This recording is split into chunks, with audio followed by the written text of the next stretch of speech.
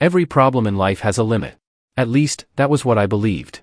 Whenever something happens that is so unexpected, so overwhelming, that you can barely process it, you naturally assume you've already reached the worst of what life could possibly throw at you. 4 months ago, I thought I had reached that point. Because 4 months ago, my best friend Julian looked me straight in the eyes and told me he was pregnant. Julian had been part of my life for as long as I could remember. He wasn't just my best friend. He was my constant. We grew up together, went through school together, fought over the stupidest things, and somehow always ended up back at each other's side. Even puberty hadn't managed to separate us. When we were younger, neither of us understood how much our secondary genders would eventually affect our lives. But once we presented, everything around us seemed to change. Omegas naturally started forming closer friendships with other Omegas. Alphas did the same with other Alphas. It wasn't necessarily intentional. It was simply the way things happened. But Julian and I never followed that pattern. He was an Omega. I was an Alpha. And somehow, that never mattered between us. We remained best friends. So when Julian first told me he was pregnant, I was genuinely happy for him. I smiled immediately. A baby? Julian, that's amazing. I remember how happy I was for him. Until he added the one sentence that completely destroyed my ability to breathe. It's yours. Everything went silent. I stared at him. Then at his stomach. Then back at his face. Mine? My child. I was going to be a father. And suddenly, that beautiful little word, father, felt terrifying. Because being a father meant responsibility. It meant another life depending on me. It meant that my choices wouldn't belong entirely to me anymore.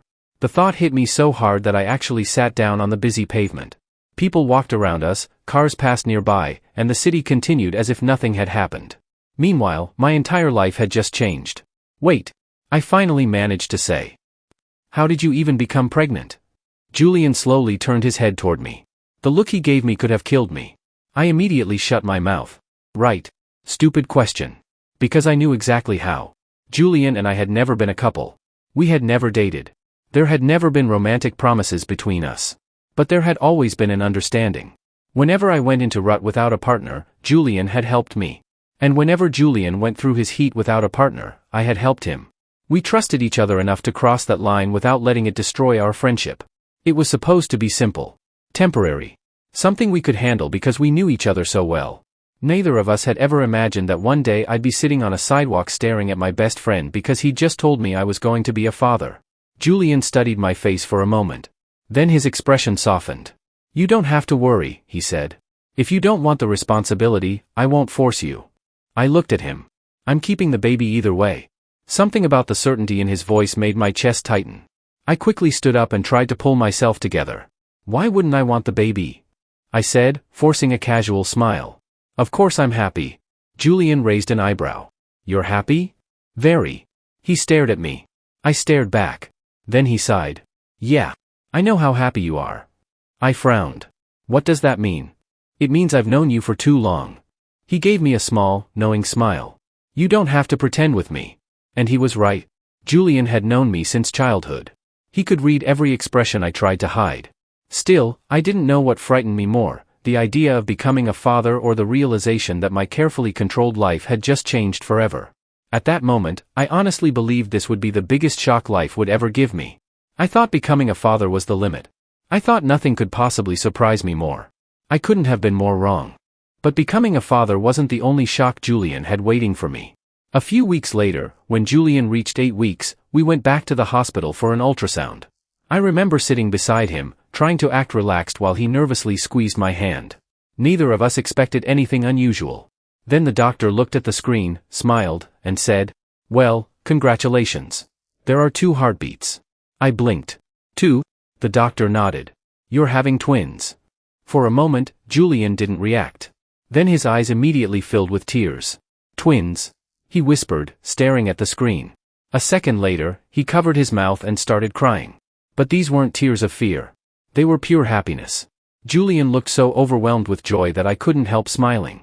I felt my own eyes become wet too. Only my tears weren't entirely because I was happy. They were because I was terrified. Twins. Not 1 baby. 2. 2 children were going to call me their father. And suddenly, my 22-year-old self felt completely unprepared. Julian was 23. We were barely old enough to figure out our own lives, and now we were going to raise 2 children together. How were we supposed to do that? The question followed me home. That night, I couldn't sleep. I kept staring at the ceiling while my mind ran through one problem after another. How much would diapers cost? What about formula? Doctor appointments? Clothes? A bigger apartment? School? What if they got sick? What if something happened and I couldn't afford to help? The more I thought about it, the worse I felt. I was an alpha, but I wasn't some wealthy, powerful alpha with a billion-dollar company waiting for him. I was just me. An average alpha with absolutely no ambition to conquer the world. I'd never been interested in working myself to exhaustion just to become rich. I wanted a comfortable life. That was enough for me. My parents had money. They had always taken care of me, and as their only child, I knew I'd eventually inherit everything they had built. So I'd never felt the need to fight particularly hard for my own future. My life had always seemed secure. Until now. Because suddenly, it wasn't just my future I had to think about. There were 2 little lives coming into it, and they would depend on me. I turned over in bed and pulled the blanket over my head. How am I supposed to raise 2 kids? I whispered the question into the darkness. There was no answer. I checked the clock. 1:47 a.m. I closed my eyes. 5 minutes later, I opened them again. 2:36. Still awake. Every time I tried to sleep, another expense appeared in my imagination. Eventually, I stopped thinking about money and started thinking about Julian. He had looked so happy at the hospital. I didn't want my fear to ruin that happiness for him. So I decided I would figure it out. Somehow. I'd work harder. I'd become more responsible. I'd do whatever was necessary. Those were my thoughts that night. I genuinely believed the biggest challenge waiting for me was learning how to become a father to twins. I had no idea how naive I was. Because while I was lying awake, worrying about the 2 babies already on their way, I had absolutely no idea that 3 more lives were about to enter mine. And their arrival would come with a face from my past. My Enigma X.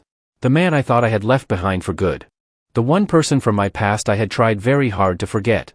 His name was Valentino Blackwood. An enigma. I had known what he was from the moment I met him.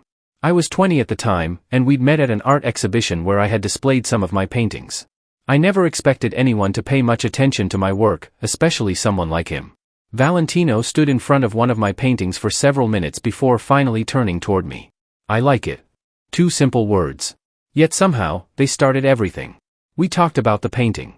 Then we talked about art. Then we talked about everything else. It was effortless. We simply clicked. Valentino looked intimidating enough to make most people nervous. He had a quiet, commanding presence, and there was always something unreadable about his expression. But with me, he was gentle. So incredibly gentle. He remembered the little things I said. He noticed when I was tired. He made me laugh when I was upset. He gave me attention without making me ask for it. And for an entire year, he loved me so completely that I stopped caring about the difference between us.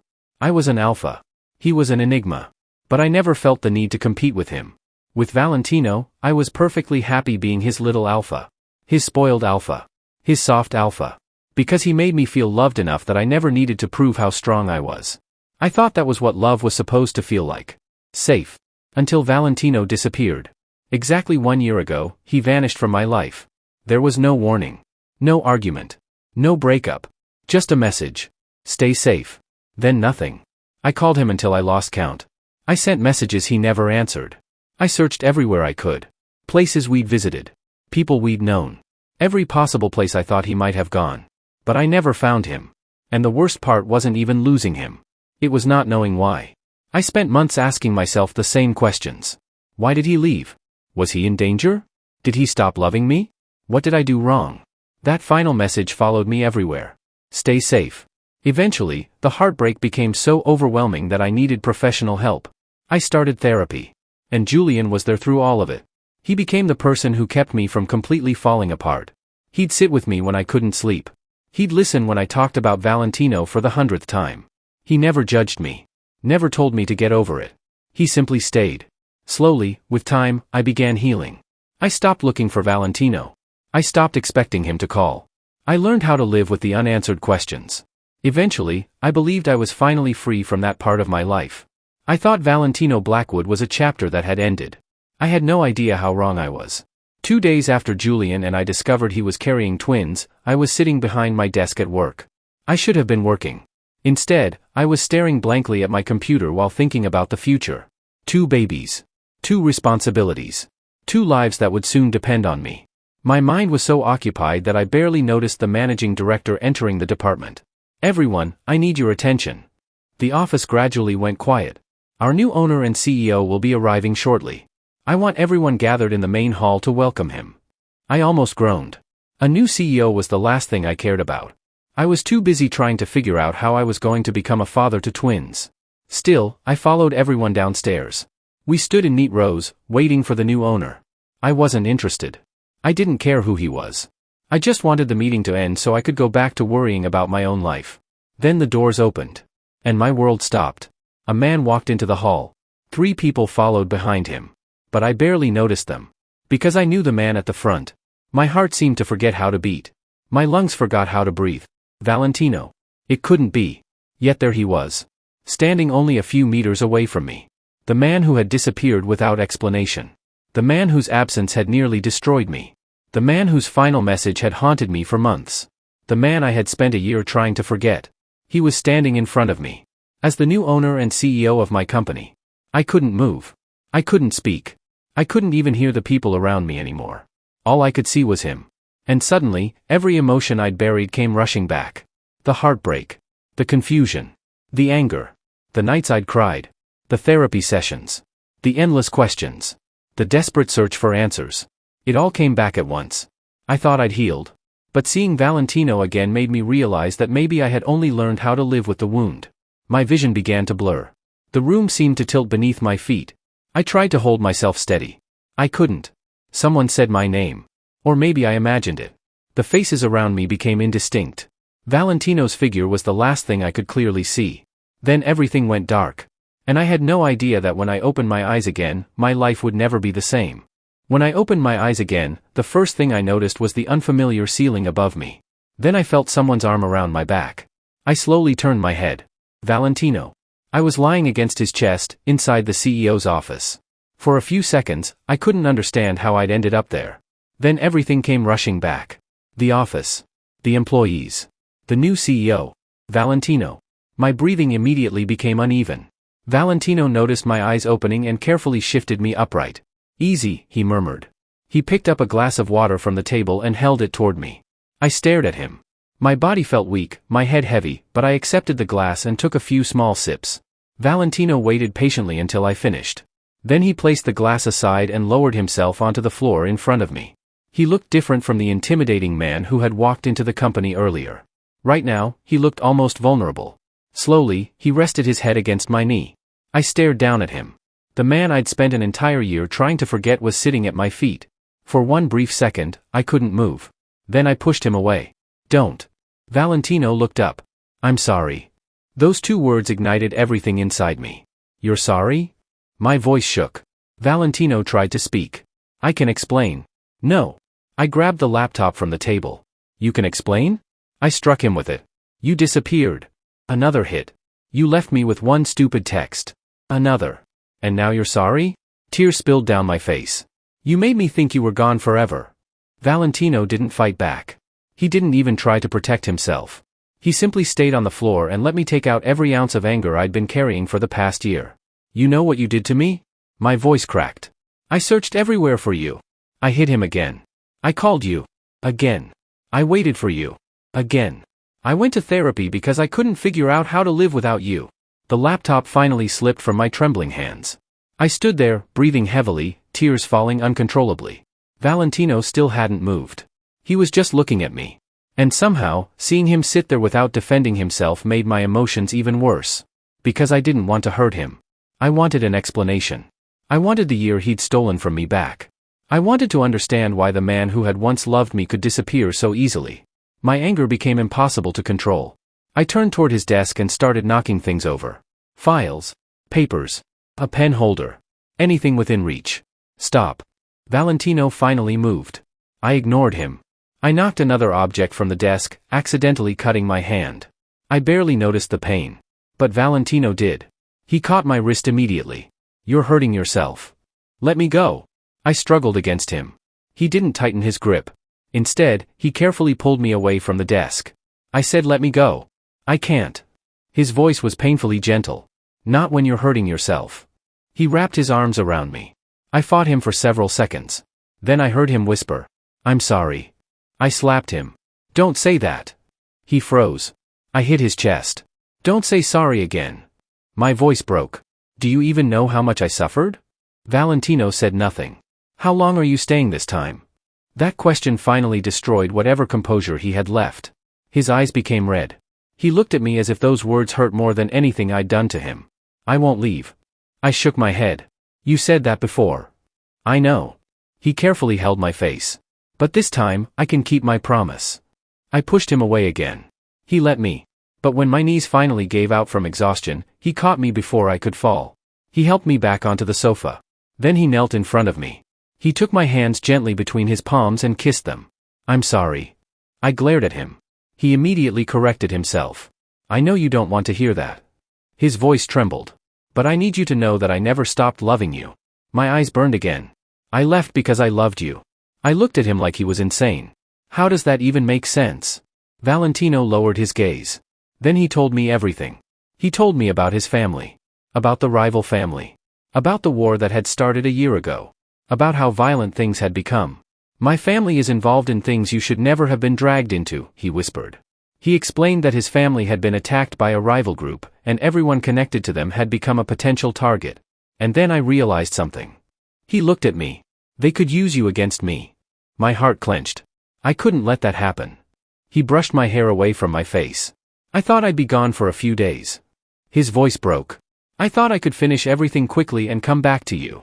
But when he reached his family, he realized the situation was much larger than he'd expected. The conflict continued. The danger increased. And suddenly, returning to me wasn't as simple as he'd thought. I had people watching over you. I stared at him. You knew where I was? I knew you were safe. He swallowed. I knew when you were looking for me. I knew when you were struggling. I knew you were hurting. His eyes filled with tears. And every time I wanted to come back, I had to remind myself that staying away was keeping you alive. I couldn't speak. Why didn't you tell me? Valentino gave me a sad smile. Because I knew exactly what you'd do. I frowned. You would have fought me. He was right. You would have tried to find me. Again, he was right. And you'd have put yourself directly in the middle of something you didn't understand. He squeezed my hands. I couldn't risk it. He leaned forward and kissed my forehead. So I chose the only option I thought would keep you safe. He paused. I made you hate me. A tear rolled down his cheek. And it was the hardest thing I've ever done. I stared at him. The anger was still there. The hurt was still there. But now there was something else. Understanding. Not forgiveness. Not yet. But understanding. Why come back now? Valentino's expression softened. Because it's over. He pulled me into his arms. The conflict is finished. He held me tightly. I'm free now. His voice was firm. And you're safe. I closed my eyes. He kissed my hair. I will never leave you again. He pulled back enough to look at me. You're my life. Then he hugged me again. I stayed silent for a long moment. Finally, I whispered. You're lying. Valentino shook his head. I'm not. You are. My voice cracked. I don't believe you. I began hitting his chest again. But this time, I had almost no strength. My fists barely landed. Valentino didn't stop me. He simply wrapped his arms around me. He held me tighter. Like he'd finally found something he'd been searching for all this time. And when I finally stopped fighting, he kept holding me. His face buried against my shoulder. His breathing uneven. His own tears falling silently. Neither of us said anything. Because sometimes, after losing someone you love for so long, having them back in your arms is enough to make every word disappear. For a long time, neither of us spoke. Valentino simply held me. And despite everything, the anger, the hurt, the year of unanswered questions, I didn't push him away. I stayed there in his arms. His warmth was painfully familiar. After spending a year trying to forget what it felt like to be held by him, being back in his embrace felt almost unreal. Eventually, my hand moved on its own. I slowly ran my fingers through his hair. Valentino closed his eyes, almost as if that small gesture meant more to him than anything I'd said. After a while, I finally asked, "Why did you buy this company?" Valentino opened his eyes. Then he leaned closer and kissed my cheek. "Because you're here, my pumpkin." I stared at him. I didn't smile. I didn't forgive him. I wasn't anywhere close to doing that. "I still haven't forgiven you," I told him quietly. "I know. I mean it. I know. I don't even know if I can forgive you." Valentino nodded. "You have every right to feel that way."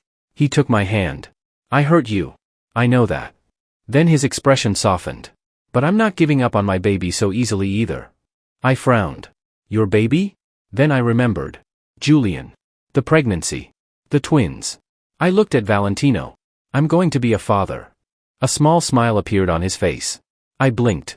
Julian is pregnant with twins. Valentino's smile grew. Congratulations, pumpkin. I stared at him. That's it? What do you mean? You're not angry? He looked genuinely confused. Why would I be angry? Because Julian is carrying my children. Valentino was silent for a moment. Then he gently touched my face. I already knew. My expression changed. You knew? He nodded. I knew Julian was pregnant. I knew about the twins too. That immediately irritated me. I pulled away from him. How could you know that? I told you I had people watching over you. I stood up from his lap. So you knew I was going to become a father and you weren't even jealous? Valentino looked up at me. Why would I be? Because you love me. I do. Then you should be jealous. Valentino sighed softly. I was. I froze. He stood and took my hands. Of course I was jealous knowing my pumpkin was sleeping with someone else. His thumb brushed over my knuckles. But I was the one who left. He looked into my eyes. I had no right to expect you to spend your life waiting for me. I didn't answer. You had needs. Julian was there. You trusted each other. His voice remained gentle. And you aren't in a relationship with him. He gave me a small smile. So why would I be angry at you? I looked away.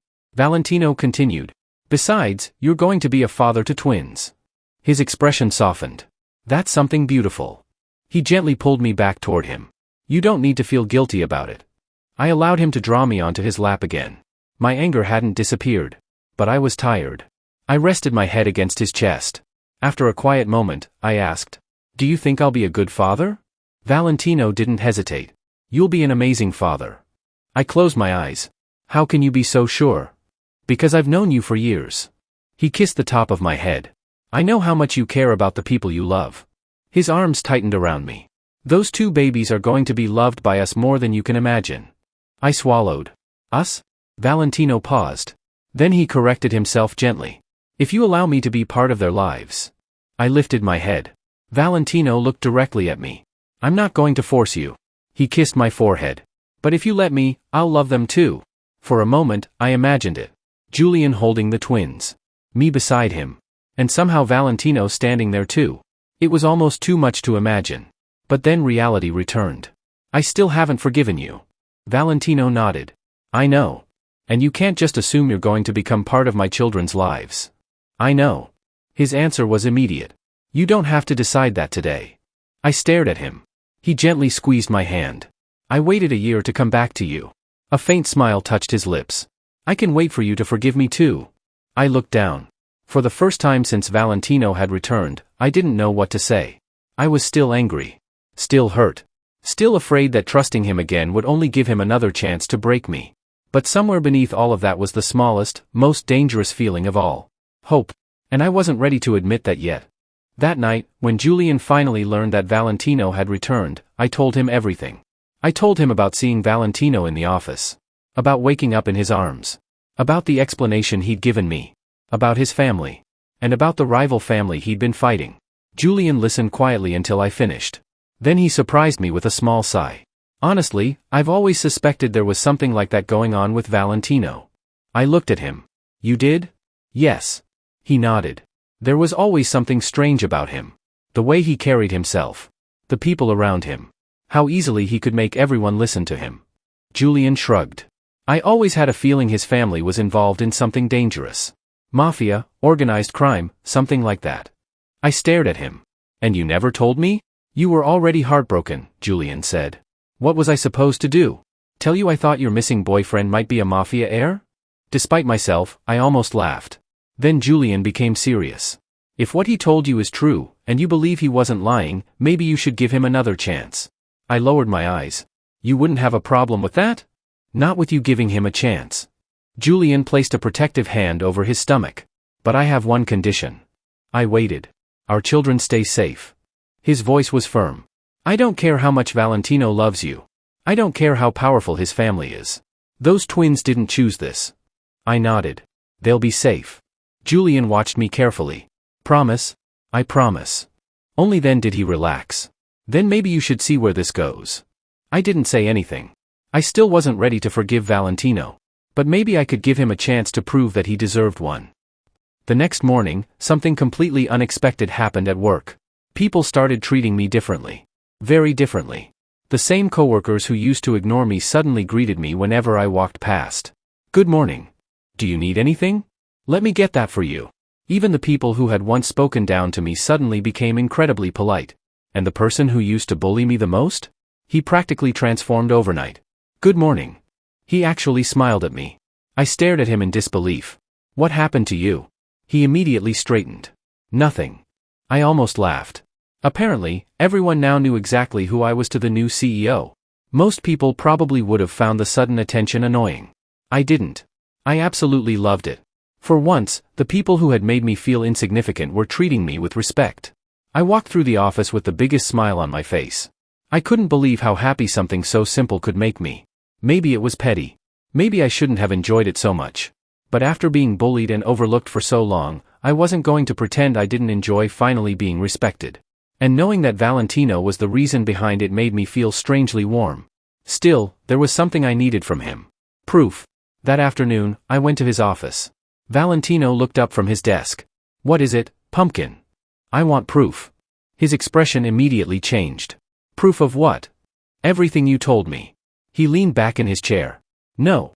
I frowned. Why? Because you don't need to see that world. You expect me to believe everything just because you told me? No. His voice softened. I expect you to trust me. I stared at him. That's difficult after what you did. He fell silent. I crossed my arms. I want to know that you weren't lying. Valentino sighed. Seeing that part of my life won't make you feel better. Maybe not. But it could put you in danger. I'll take the risk. No. Valentino. Absolutely not. I glared at him. He knew that look. I'd always been stubborn. And unfortunately for him, I wasn't planning on giving up. Finally, after several minutes of arguing, Valentino rubbed his forehead. You're impossible. I know. He stared at me for a long moment. Then he sighed. Fine. I immediately smiled. But you're staying beside me the entire time. I will. You don't wander anywhere. I won't. You don't speak to anyone unless I introduce you. I nodded. Promise. Valentino gave me one last suspicious look. You really want to see this? Yes. He stood and reached for his keys. Then I'll show you. He opened the office door and gestured for me to follow. We're going to my estate. I followed him. As we walked toward the elevator, I had no idea what waited for me there. I'd spent an entire year wondering who Valentino Blackwood truly was. Now, for the first time, I was about to step into his world. And something told me that once I did, there would be no going back. By the time we arrived at Valentino's estate, I had completely forgotten about my demand for proof. The moment the enormous gates opened, I stopped talking. Our car moved slowly along a private road lined with perfectly maintained trees and gardens. Security guards were positioned everywhere, and the farther we drove, the more enormous the property seemed. Then the main estate came into view. I actually forgot how to breathe. It wasn't a mansion.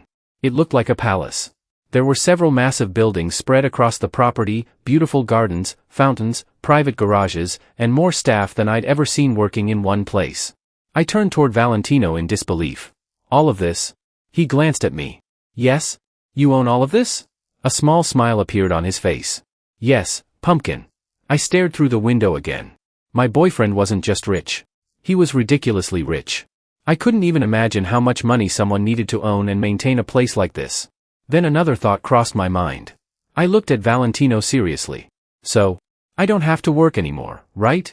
For a second, Valentino simply stared at me. Then he started laughing. What? You've been here for less than 5 minutes, and that's already what you're thinking about? I crossed my arms. Look at this place. Why would I need a job?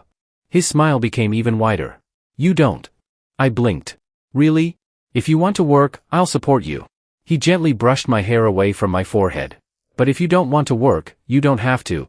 My eyes immediately brightened. Seriously? Seriously. He kissed my cheek. You'll never have to worry about money again. I couldn't stop myself from smiling. Maybe I was shameless. But after seeing this place, I had no intention of pretending I wasn't impressed. The tour continued. And honestly, I loved almost everything.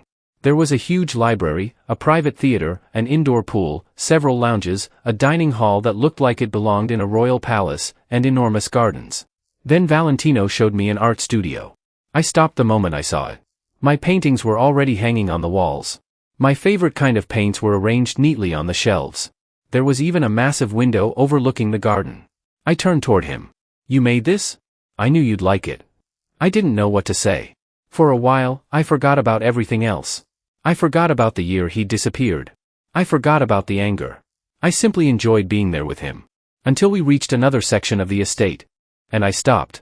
3 young men were there. They looked around my age. But they were badly injured. One was sitting on the ground with his back against the wall, his clothes disheveled and his face bruised. Another had blood running from the corner of his mouth, while the third could barely remain standing. Several men were surrounding them. I stared in horror. My brain couldn't process what I was seeing. These weren't criminals from some movie. They were real people. Young men. And they were hurt badly enough that my stomach turned. One of them tried to stand. A guard immediately forced him back down. My breath caught. "Valentino?" He followed my gaze. The warmth disappeared from his face. His voice became cold. "Enough." The men immediately stopped. "Remove them from here." His guards moved at once. They grabbed the injured men and began forcing them toward another part of the estate. I couldn't stop watching. One of the young men stumbled because he could barely walk. Another tried to resist, but the guards dragged him away anyway. "Valentino?" I barely recognized my own voice. He stepped closer. "Don't look." But I couldn't. I watched until they disappeared through the doorway. Then I turned toward him. Who were they? Valentino's expression remained unreadable. "Don't worry about them." Why were they being hurt? They were being punished. The answer made my stomach drop. Punished for what? Valentino reached for my hand. "You don't need to know." He tried to lead me away. "Come on." I didn't move. "Valentino." He stopped. I stared at him. Those men were badly injured. "I know." "You knew?" "Yes." My chest tightened. "And you just stood there?" His eyes hardened slightly. "Pumpkin, this isn't something you need to involve yourself in." He tried to take my hand again. I pulled away. Suddenly, I couldn't hear anything except my own heartbeat. Everything I'd been ignoring became impossible to ignore. The guards. The fear in those men's eyes. The way Valentino's single command had made everyone move. The way no one questioned him. The way he'd calmly called their injuries a punishment. I looked at Valentino. And for the first time, I was genuinely afraid of the world he belonged to. Not because he had ever hurt me. He hadn't. But because I had just seen what he was capable of commanding. My breathing became faster. "Pumpkin?" I took a step backward. My legs felt weak. I couldn't finish. My hands started shaking. Valentino immediately noticed. "Look at me." I tried. But my vision was already becoming blurry. The same overwhelming panic I'd experienced when I first saw him again began returning. Only this time, it was worse. My chest tightened. I couldn't seem to draw a proper breath. "I can't breathe." Valentino stepped closer. "You can." Slowly. He gently held my shoulders. "Take a breath for me." I tried. Nothing. My lungs felt like they had forgotten how to work. "Don't think about what you saw." His voice was soft now. "You're safe. Everything is all right." But my mind wouldn't listen. I could still see those 3 injured men. Their bruises. Their blood. Their fear. And I couldn't stop thinking about the fact that they were around my age. I'd asked Valentino for proof. I demanded to see his world because I wanted to know whether he'd been telling me the truth. And now I had gotten my answer. But I hated it. I hated every second of it. I didn't want this proof. I didn't want to know how dangerous Valentino actually was. I didn't want to understand why he'd been so desperate to keep me away from his life. My vision blurred completely. "Valentino, I'm here." My knees suddenly gave out. Valentino caught me immediately. "Pumpkin." He pulled me against his chest. I could barely hear him anymore. "Stay with me." My fingers weakly grabbed his shirt. I want to go home." "I'll take you home." His voice trembled for the first time. Then he looked over my head toward the guards. "Call the doctor." The guards immediately moved. "Now." Valentino held me tighter. He kept one hand against the back of my head while repeatedly telling me to breathe. But I couldn't. The courtyard disappeared behind a haze of tears and blurred vision. The last thing I felt was Valentino's arms tightening around me as my body finally gave up. I'd wanted proof. I'd gotten it. But as I slipped into unconsciousness against Valentino's chest, one thought remained painfully clear. I never wanted to know this side of him. By the time I returned to my apartment from Valentino's estate, I felt emotionally exhausted. The moment I stepped inside, I locked the door behind me and leaned against it. My apartment had never felt so comforting. It was small, ordinary, quiet, nothing like Valentino's enormous estate. And yet, instead of feeling relieved, my mind kept dragging me back to what I'd seen. Those 3 boys. They had been around my age. They had been badly injured. And Valentino had stood there like it was something completely normal. I sat on my couch and stared at the floor. I had asked Valentino for proof. I'd wanted to know what kind of world he'd been hiding from me. Now I'd seen it. And I hated that I'd seen it. My phone vibrated. Valentino. I didn't answer. A few minutes later, another call came. I ignored it again. Then another. I turned my phone face down. I didn't want to talk to him. Not yet. That night, there was a knock at my door. I knew exactly who it was. Pumpkin? I stayed silent. Another knock. Please open the door. I didn't move. I know you're upset. Nothing. I just want to explain. I closed my eyes. After several minutes, I finally opened the door. Valentino stood outside. The moment he saw my face, his expression softened. Can I come in? I stepped aside. He entered quietly. For several seconds, he simply stood there. I've been calling you. I know. You didn't answer. I didn't want to. He nodded. I understand. I sat down on the couch. Valentino remained standing. Then I finally looked at him. I'll talk to you. He waited. But only if you tell me why those boys were being held like that. His expression became serious. They betrayed me. I frowned. What did they do? They were selling information to another group. What kind? Information about my family, our security, our movements. He sat down across from me. They put people in danger. I lowered my eyes. So they were being punished? Yes. I remembered their injuries. They were hurt badly. Valentino nodded. I know. His voice was quiet. But they're alive. I looked up sharply. You didn't kill them? No. He shook his head. And I won't. I studied his face. I promise you, those 3 aren't going to be killed. I still looked uncertain. They were being taught a lesson, he continued. A harsh one, but they were never meant to die. I swallowed. Then show them to me. Valentino looked surprised. The next time I come to your estate, I want to see them. Pumpkin, you don't need to involve yourself. I need to know they're alive. He stared at me for a long moment. Finally, he nodded. All right? He moved closer and gently pulled me into his arms. I didn't resist this time. His hand slowly moved through my hair. I was born into this world, he whispered. I didn't choose it. I listened quietly. I grew up knowing there were people who wanted my family dead. People who would use anyone close to us as a weakness. His arms tightened. So I learned to protect myself. He paused. And eventually, I had people I loved who needed protecting too. I looked up at him. That doesn't mean I like what I saw. I know. I was scared. I know. Valentino touched my cheek. But please don't think I'm someone who hurts people for fun. His voice was almost pleading. I've never hurt an innocent person simply because I could. He looked away. Sometimes, in my world, there isn't a clean choice. I remained silent. I have to protect myself. He looked back at me. And the people I love. The words made my chest ache. Then Valentino said something I wasn't prepared for. If you don't want this anymore, you can leave. I froze. You can walk away from me. His voice remained calm, even though his eyes looked anything but. You've seen my world now. He gently touched my hand. If it's too much, I won't blame you. I looked down. For a moment, I imagined leaving. Going back to my ordinary life. Never seeing those guards again. Never seeing that side of Valentino again.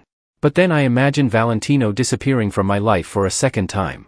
And the thought hurt so badly that I immediately knew my answer. I can't. Valentino looked at me. I can't leave you. His expression softened.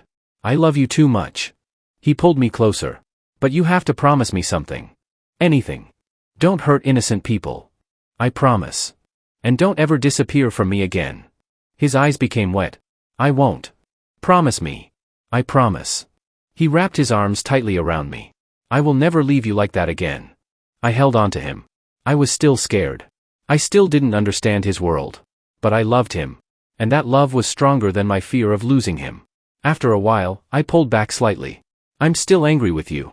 A faint smile appeared on his face. I know. I haven't forgiven you. I know. And I might make you suffer for it. He smiled softly. I deserve that. I almost smiled. Then Valentino gently lifted my face. Our eyes met. He leaned closer and kissed me. I hesitated for only a heartbeat before kissing him back. It didn't erase what I'd seen. It didn't magically make everything okay. But for that moment, I felt the same warmth I'd remembered for an entire year.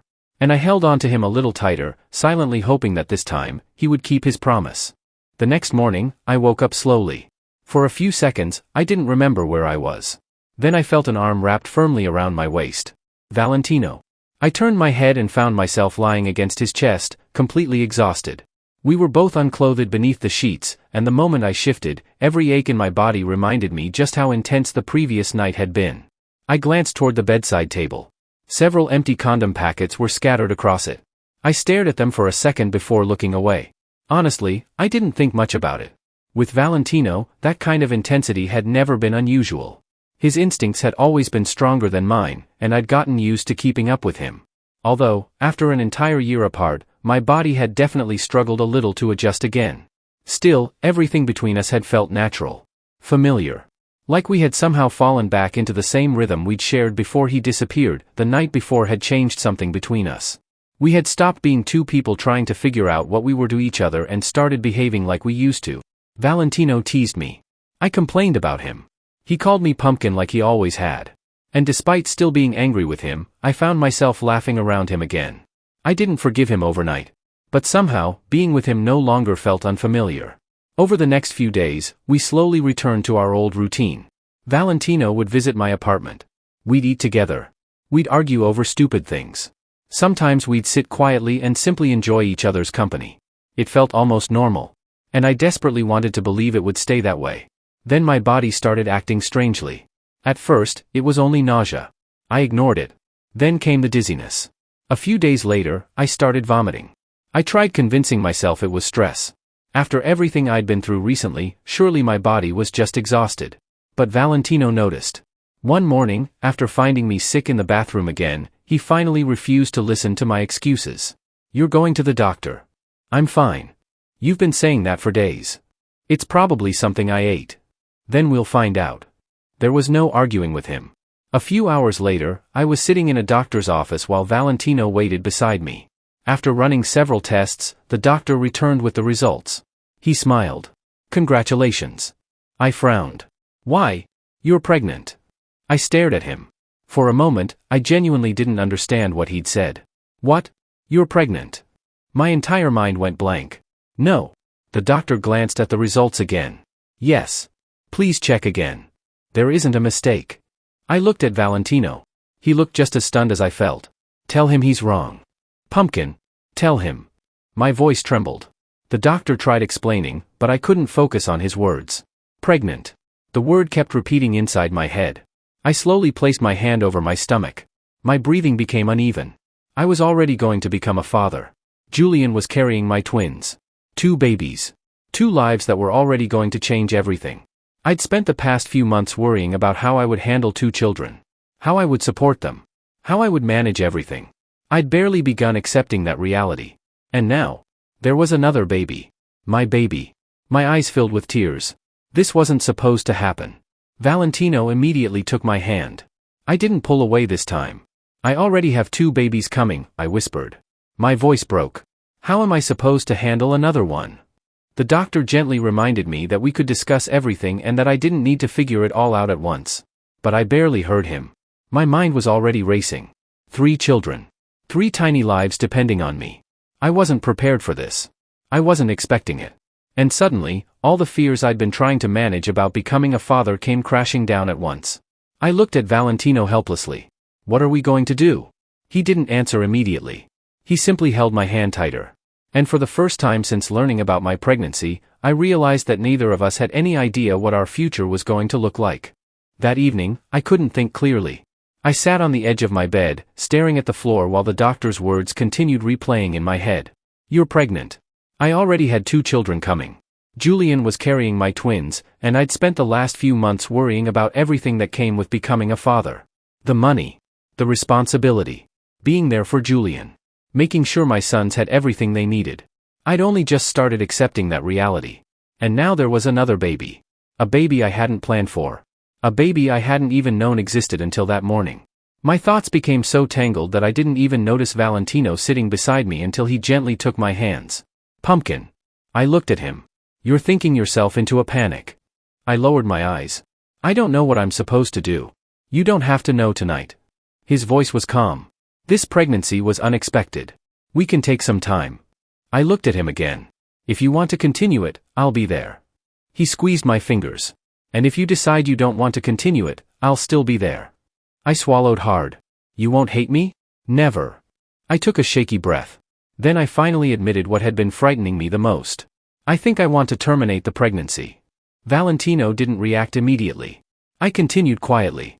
I already have 2 babies coming. Julian needs me. I need to be there for him and our sons.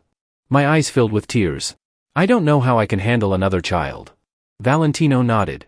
I understand. There was no anger in his voice. No disappointment. Just acceptance. After a long conversation, we agreed that I would terminate the pregnancy. It seemed like the sensible decision. At least, that's what I told myself. But that night, I couldn't sleep. Valentino was lying beside me, already asleep, while I stared into the darkness. Eventually, almost without thinking, I placed my hand over my stomach. There was nothing there that I could feel. No movement.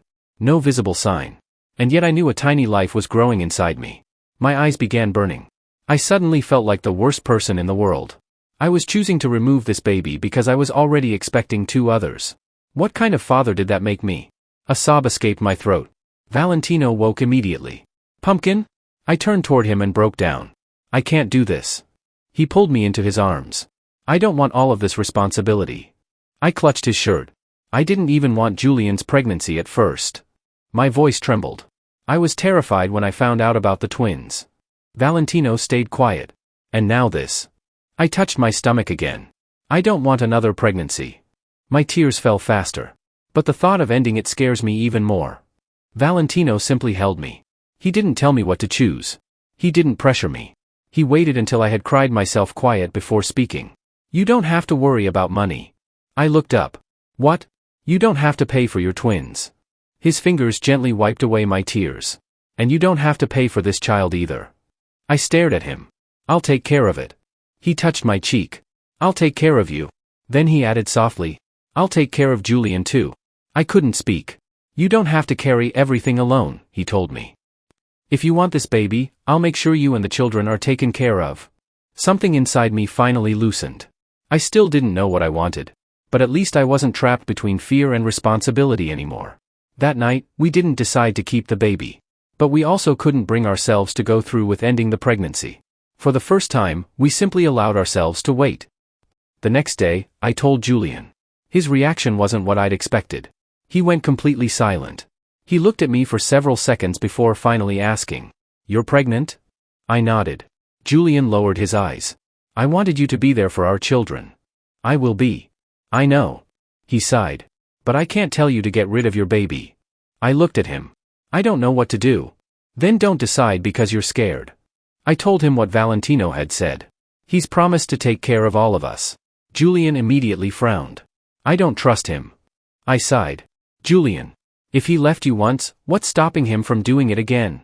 Before I could respond, Valentino spoke from behind us. Me. Julian looked at him. Valentino stepped closer. I won't leave him again. Julian remained unconvinced. The next time I leave him, Valentino said quietly, will be when I'm dead. The room went silent. I immediately turned toward him. Don't say that.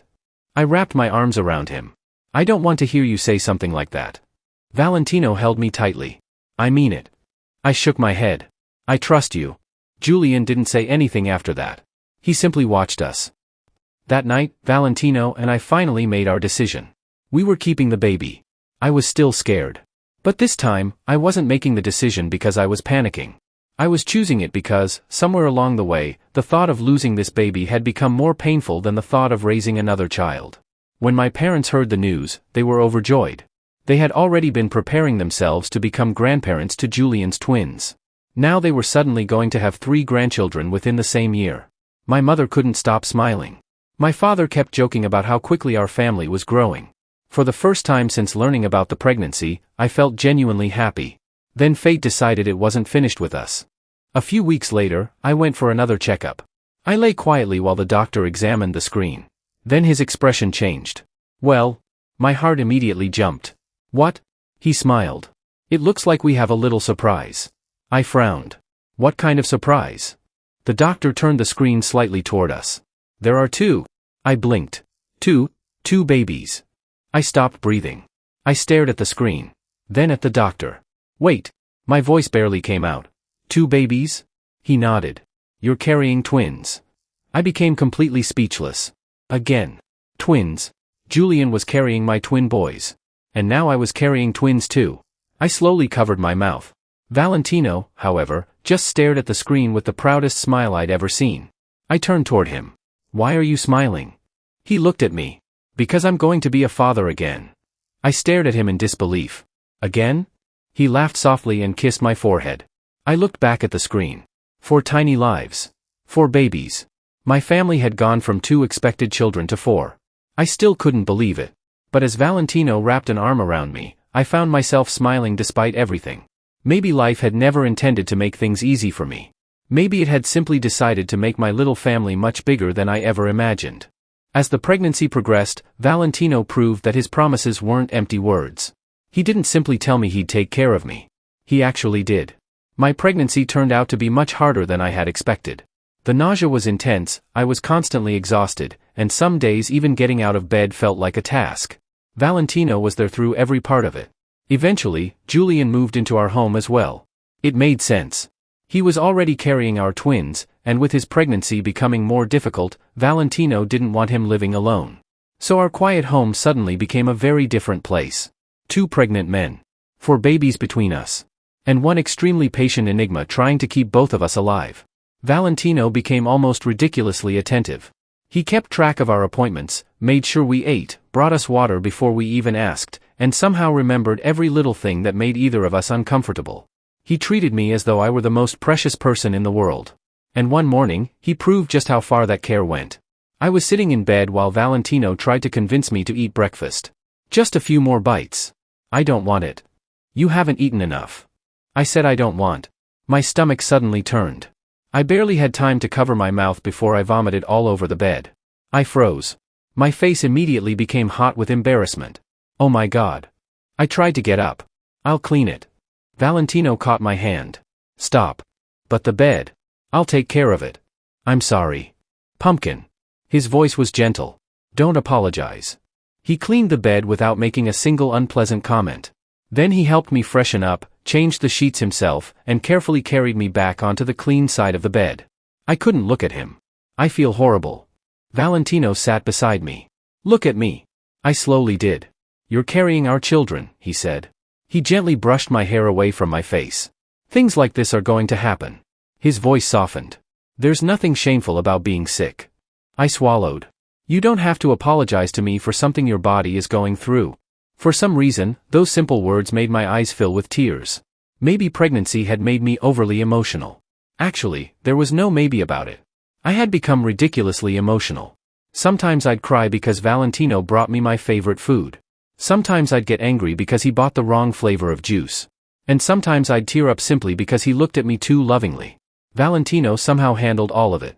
But what surprised me most was how much attention he gave Julian.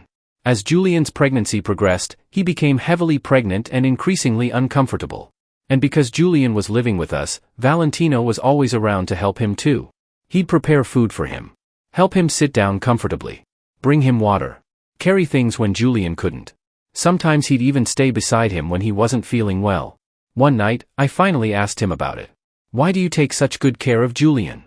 Valentino looked at me. Then a mischievous smile appeared. Are you jealous? No. I answered far too quickly. He laughed. I'm just asking. I know. He sat beside me. You were supposed to be there for Julian through this pregnancy. I looked at him. But you're my partner now. And you're carrying our children too. He glanced toward Julian, who was resting on the other side of the room. So if you can't be there every moment, then it's my responsibility. I became quiet. Then Valentino added, and those boys are yours. His hand gently covered mine. They're part of you. He smiled. So I'll love them too.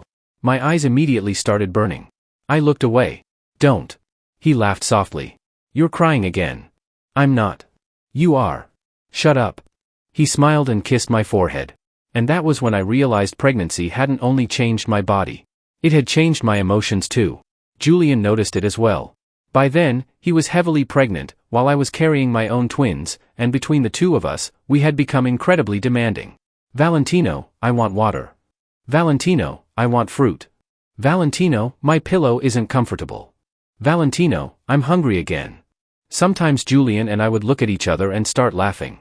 Because there was something ridiculous about watching the terrifying mafia boss everyone feared become our personal caretaker. One afternoon, Julian whispered, "Do you realize we have him completely trained?" I covered my mouth to hide my laughter. Valentino immediately looked over. "What are you two laughing about?" "Nothing," I said innocently. Julian smiled. "We were just discussing how useful you are." Valentino narrowed his eyes. "You two are impossible." "Water," Julian said. I immediately added, "And snacks." Valentino stared at both of us. For a moment, he looked like the intimidating enigma everyone else knew. Then he sighed. "Anything else?" Julian and I burst into laughter. And despite all the chaos, I couldn't help feeling happy. My best friend was living with us. Our children were growing safely. And Valentino was beside me every day. The man who had once disappeared from my life without explanation was now making sure neither Julian nor I ever had to face a difficult day alone. He hadn't just returned to my life. He had somehow become the center of our little, chaotic family. One morning, before the sun had even risen, I woke to Julian calling my name. His voice sounded different. Panicked. I rushed out of my room and found him bent over, one hand gripping the edge of the table while the other rested protectively over his stomach. "Julian?" He looked at me with tears in his eyes. "I think they're coming." My heart dropped. Valentino was beside him within seconds. He took one look at Julian and immediately understood. Hospital. Now. Everything happened so quickly after that. Valentino arranged the car while I stayed beside Julian. During the drive, another contraction hit him. He grabbed my hand and squeezed hard. I tried to stay calm for him, but inside, I was terrified. These weren't just contractions. My best friend was about to give birth to my sons. 2 little lives we'd been waiting for were finally coming. At the hospital, the doctors immediately took Julian inside. I followed until they stopped me. Then the doors closed. And suddenly, there was nothing I could do. I stood there beside Valentino, staring at the doors. Every sound from inside made my heart jump. I had spent months worrying about becoming a father. But now that the moment had arrived, all I could think about was whether Julian and the babies were safe. Hours later, we finally heard it. A baby's cry. Then another. I froze. 2 cries. 2 tiny voices. My sons. When the nurse finally allowed me to see them, I couldn't stop staring. They were so small. So fragile. One of them curled his tiny fingers around mine. I immediately felt tears running down my face. I had been so afraid of becoming their father. But the moment I held them, all those fears disappeared. I felt overwhelmed. These were my children. My sons. And I already loved them more than I could explain. Julian was safe too. Exhausted and weak, but smiling when he saw the babies. That was enough for me. The following day, Julian and the twins came home. And Valentino apparently decided that none of us were going to lift a finger again. He hired 2 nannies to help with the babies and a maid to take care of the house. Julian was told to rest and recover. As for me, Valentino took personal responsibility. He refused to let anyone else handle my care. But while Julian recovered with the twins, my own pregnancy kept progressing. Every week, my stomach became bigger. And every week, moving became harder. The babies inside me seemed to become more active with every passing day. Sometimes I would suddenly feel movement on one side, followed by another kick on the opposite side. I'd place both hands over my stomach and laugh despite myself. But eventually, even that became uncomfortable. Sleeping was the worst. I couldn't find a position that felt right. I'd turn from one side to the other, unable to settle. And whenever I woke, Valentino woke too. "You okay?" "No." He'd immediately sit up. Sometimes he'd massage my back. Sometimes he'd bring me water. Sometimes he'd simply pull me against his chest and stay awake with me. He never complained. Not once. As the weeks passed, even holding the twins became difficult. I'd sit with one of my sons in my arms, desperate to spend time with him, but my stomach would start aching or become unbearably heavy. Eventually, I'd have to give him back. It made me frustrated. "They're so small." Valentino would smile. "You'll have plenty of time with them." "But I want to hold them." "You will." He'd kiss my forehead. "Just not at the expense of your health." I knew he was right. I just hated feeling so helpless. By 36 weeks, my doctor became concerned. After another examination, he sat down with us. Your pregnancy has become increasingly difficult. I looked at him nervously. He continued gently. I think it's safer to deliver the babies by C-section. My stomach tightened. A C-section? Yes. Your body is under a lot of strain. I looked toward Valentino. For once, he looked genuinely frightened. He reached for my hand. I could see that he was scared too. But he was trying desperately not to show it. Are you scared? I whispered. He gave me a small smile. Of course. That answer surprised me. You? I'm terrified. He squeezed my hand. But I'm not leaving your side. I swallowed. Promise? Promise. The day of the surgery arrived sooner than I expected. I was terrified. Valentino stayed beside me through every preparation, holding my hand and reminding me to breathe. And then, a cry filled the room. Our son. I couldn't stop the tears. Then came another cry. Our daughter. I stared at Valentino. He looked completely overwhelmed. 2 more babies. A son and a daughter. Our children.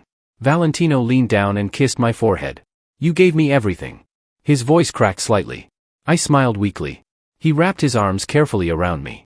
I don't know how I'll ever repay you. Then he looked toward our babies. He couldn't stop smiling. They're beautiful. I followed his gaze. They really were. Perfect. Tiny. Ours. Valentino looked back at me. I have everything I've ever wanted. I smiled. Even though I made you work like a servant for the last few months? He laughed softly. Especially because of that. I closed my eyes for a moment. For months, I'd been terrified of everything. 4 babies. 4 lives. A future I never expected. But now, hearing my newborn children cry while Valentino held my hand, I finally understood something. Maybe I hadn't been given too much responsibility. Maybe I'd simply been given a family much bigger than I'd ever dreamed of. Coming home after the C-section was harder than I had imagined. Julian had recovered much faster, but my own recovery was slow and exhausting. There were days when simply getting out of bed left me tired, and even walking around the house required patience. Still, I was okay. I had Valentino beside me. And I had 4 beautiful babies waiting for me at home. Soon, our house was filled with the sounds of 4 little lives. 4 cries. 4 tiny laughs. 4 sets of hands reaching for us. It was chaotic, noisy, and exhausting. And somehow, I loved every second of it. Of course, there were moments when it became too much. Sometimes all 4 babies seemed to need something at once, and I'd sit there completely overwhelmed, wondering how I'd survive the day. Valentino always noticed before I said anything. Give them to the nannies. I can handle it. I know you can. He would kiss my forehead. But you don't have to. He'd have the nannies take the babies for a while, then settle me comfortably on the couch and give me a long massage while I watched my favorite movie or one of my comfort shows. Sometimes I would fall asleep halfway through. And whenever I woke up, Valentino would still be there. He never made me feel guilty for needing rest. He understood that being a good father didn't mean exhausting myself until I had nothing left. He also continued looking after Julian. But he always did it with complete respect. He helped Julian whenever he needed something, made sure he had everything necessary, and never crossed a single boundary. Watching that made me incredibly proud of him. He wasn't just the man I loved. He was becoming the kind of father I had always wanted my children to have. And all 4 babies were growing beautifully. They were healthy, energetic, and surprisingly strong. But our daughter was different. Even as a tiny baby, there was something unusual about her. She seemed to have an incredible amount of energy.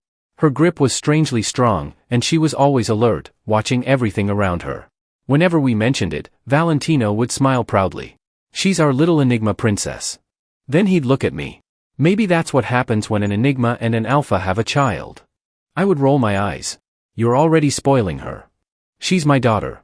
That's exactly why. He'd simply smile. Then I'll spoil her properly. Months passed before we realized how quickly the children were growing.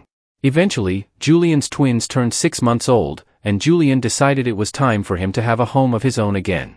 Valentino bought him a beautiful house not far from ours.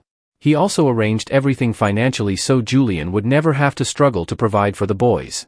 Julian protested at first. You've already done too much. Valentino simply shook his head. They're family. Eventually, Julian accepted it. He moved into his new home with the twins, and our house suddenly became much quieter. Well, as quiet as a house with 2 babies could ever be. Life slowly settled into a routine. Julian even met someone. A wonderful man who treated him with genuine love and adored the twins. Before long, the four of us were going on double dates. Sometimes we'd have dinner together. Sometimes we'd go out for coffee. Sometimes we'd simply spend an evening talking while the children stayed safely at home with the nannies. It felt almost normal. And I loved it. Then came Valentino's 29th birthday. I'd spent the entire day trying to make it special for him. But apparently, he had been planning something of his own.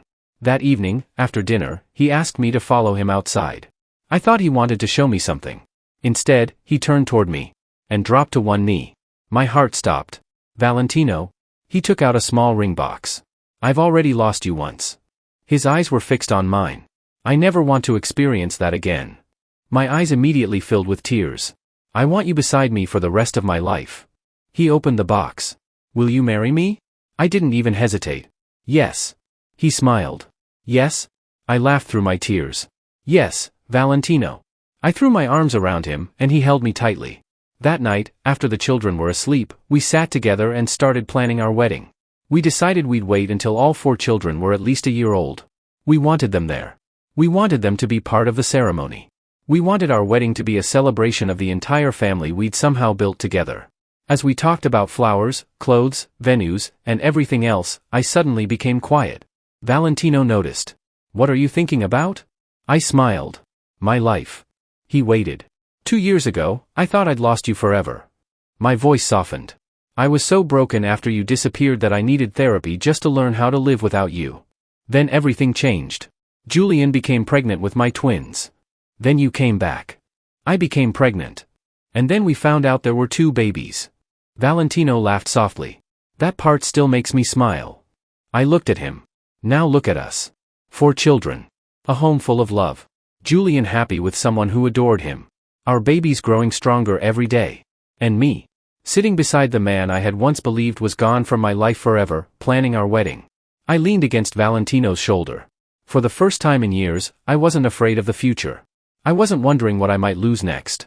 I had stopped thinking about all the things that could go wrong. Because when I looked around, I realized I already had everything I'd once been terrified I'd never have. A family. A home. 4 beautiful children. My best friend living happily nearby. And the man I loved holding my hand. My life had been messy. Unexpected. Sometimes painful. But somehow, every impossible turn had led me here. And as Valentino kissed the top of my head, I smiled. Maybe my life had never followed the plan I imagined. Maybe it had simply been leading me toward a happiness I was never brave enough to dream about.